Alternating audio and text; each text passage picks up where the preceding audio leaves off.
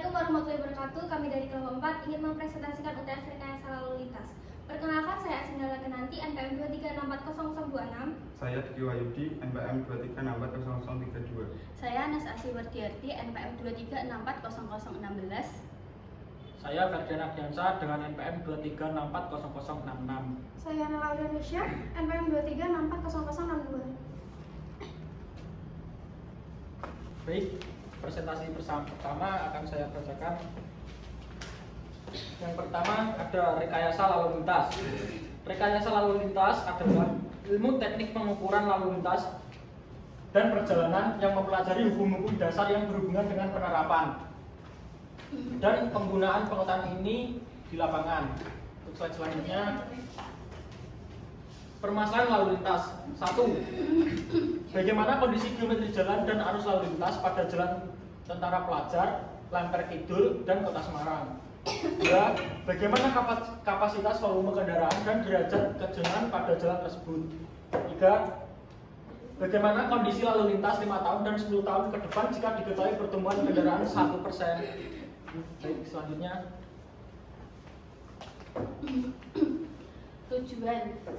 Mengetahui kondisi geometrik jalan dan arus lalu lintas pada jalan Tentara Pelajar, Lemper Kidul, Kota Semarang. 2. Menghitung perhitungan analisa kecepatan arus bebas, analisa kapasitas, dan derajat kejenuhan di jalan Tentara Pelajar, Lemper Kidul, Kota Semarang. Yang ketiga, mengevaluasi kinerja ruas jalan Tentara Pelajar, Lemper Kidul, Kota Semarang untuk 5-10 tahun ke depan. Selanjutnya, manfaat. 1. Memberikan masukan kepada instansi terkait untuk mengatasi kemacetan ataupun pengembangan wilayah Kota Semarang. 2. Mengetahui hasil analisis lalu lintas di Jalan Tentara Pelajar, Lemper Kidul, Kota Semarang. 3. Memberikan hasil analisis kinerja kerja ruas Jalan Tentara Pelajar, Lemper Kidul, Kota Semarang untuk 5-10 tahun ke depan. Kecepatan arus bebas. Kecepatan arus bebas didefinisikan sebagai kecepatan pada tingkat arus nol, yaitu kecepatan yang akan dipilih pengemudi jika mengendarai kendaraan bermotor tanpa dipengaruhi kendaraan lain di jalan.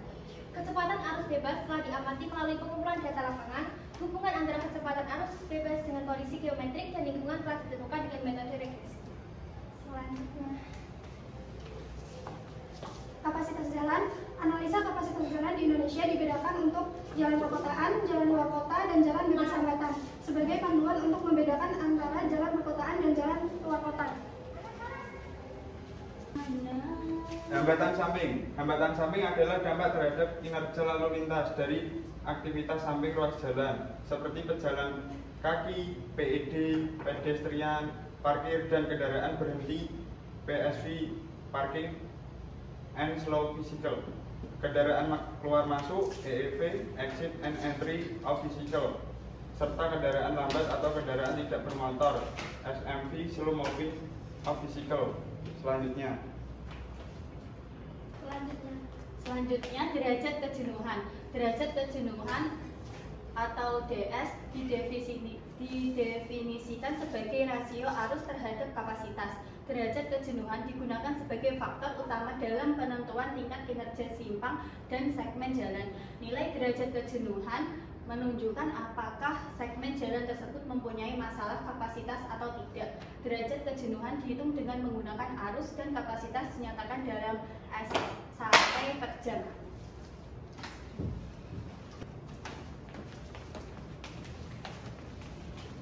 Baik, sekian presentasi dari kami kelompok 4. Apabila ada salah kata atau ucapan, kami mohon maaf.